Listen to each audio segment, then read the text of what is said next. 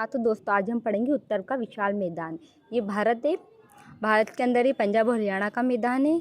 यह ऊपरी गंगा का मैदान है, ये वाला। यह मध्य गंगा का मैदान है, निम्न गंगा का मैदान है और ब्रह्मपुत्र का मैदान है। नदियों के द्वारा मैदान का निर्माण होता है। यह ब्रह्मपुत्र नदी के द्वारा बनाया गया मैदान है, इसलिए इसका नाम ब्रह्मपुत्र मैदान है।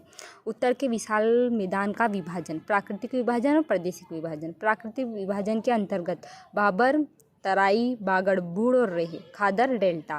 प्रादेशिक विभाजन के अनुसार राजस्थान का मैदान, ऊपरी गंगा का मैदान, मध्य गंगा का मैदान, निम्न गंगा का मैदान तथा ब्रह्मपुत्र का मैदान। मैदान का निर्माण प्लेट टेक्टोनिक के कारण हुआ है।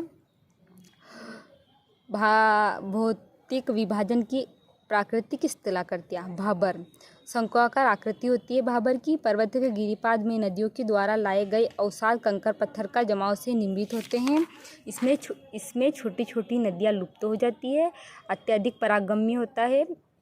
शिवालिक के गिरिपाद क्षेत्र में तीस्ता नदी तक विस्तार है। कृषि के लिए अनुपयुक्त है। यहाँ केवल लंबी जड़ें वाली वनस्पति होती है।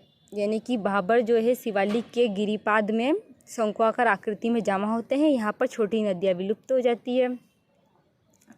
इसकी आकृति कुछ इस टाइप की होती है, यानी शंक्वाकार होती है इस टाइप की। तराई नम व दलदली क्षेत्र होता है। यह नम व दलदली क्षेत्र होता है। भाबर को पार करके नदियाँ आगे बढ़ती है, तब अनेक शाखाओं में बढ़ जाती है। तब दलदली एवं नम क्षेत्र का निर्माण होता है, जिसे तराई कहते हैं। पूर्व दिशा में तराई की चौड़ाई अधिक तथा पश्चिमी दिशा में कम होती है। इसमें प्राकृतिक वनस्पतियों वन्य जीव पाए जाते हैं। यहाँ चावल, गन्ना और कृषि की खेती की जाती है। भागर नदियों के द्वारा ढोकर लाई गई मृदा का जमाव बागर कहलाता है।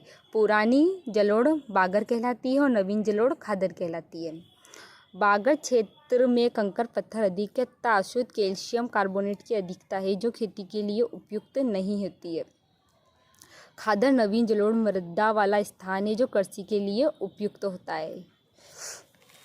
रेह, जब बागर मिट्टी की अधिक सिंचाई होने पर सारी लवण की परत जम जाती है, उसे रेह कहते हैं। यानी कि बागर जो मिट्टी होती है उसकी अधिक सिंचाई होने पर उसमें एक लवण की परत जम जाती है, जिसे रेह कहते हैं, और रेह से सोरा प्राप्त किया जाता है। बूढ़, जब बागर की ऊपरी मुलायम मिट्टी अपर्दन द्वारा नष्ट हो जाती है तो पीछे कुछ कंकड़ पत्थर बचते हैं, उसे बूढ़ कहा जाता है। खादर नवीन जलोढ़ मृदा को कहा जाता है। डेल्टा, यह खादर का विस्तार होता है जो नदी के मुहाने पर होता है।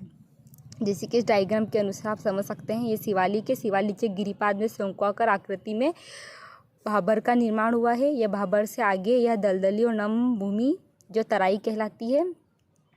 यह नवीन जलोढ़ है और यह पुरानी जलोढ़ है।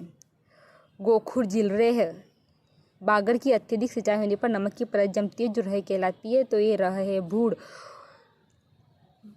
और डेल्टा, अंतिम अवस्था होती है इसकी डेल्टा।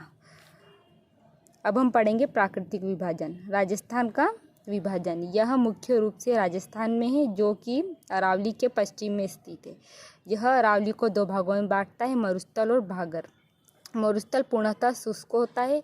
इसमें 0 से 25 सेंटीमीटर वर्षा प्राप्त होती है मरुस्थल में। यहाँ थार का रेगिस्तान, इसे थार का रेगिस्तान भी कहा जाता है। यहाँ बलुका पत्थर पाए जाते हैं, बलुका स्तूप पाए जाते हैं। यहाँ ग्रेनाइट, सिस्ट और नीस प्रकार की चट्टानें पाई जाती है। वनस्पति मरुभूमि और जीरोफाइट वनस्पति पाई जाती है। इसमें प्लाया झील बनते हैं।